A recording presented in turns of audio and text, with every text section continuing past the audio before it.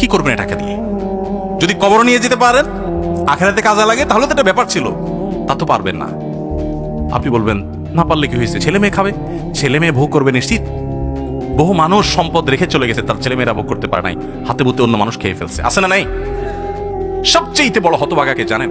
আল্লাহর জমিনে সবচেয়ে বড় দুর্ভাগা, সবচেয়ে বড় বেয়াকুব এবং নির্বোধ মানুষ হলো সে, যে যাদের জন্য চুরি করবে তারাও সে দায় নিবে না। কিয়ামতের দিন ছেলে আয়সা বলবে না, আব্বা চুরিদারি ডাকাতি 2 নম্বরই যা করছেন, ঘুষ সুদ যা খাইছেন, আমাদের জন্যই তো খাইছেন, আল্লাহ আমার আব্বারা জাহান্নামে দিয়ে না, আমাদের নিয়ে যান।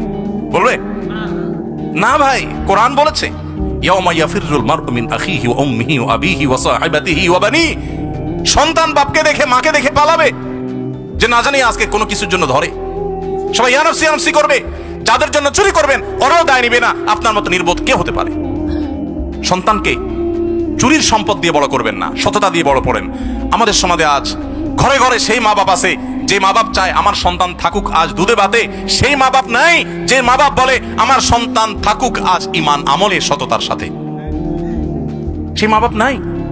মা বাপ নকল কিনে এনে দেয়, বাবা 2 নম্বরে করে পরীক্ষা দেয়।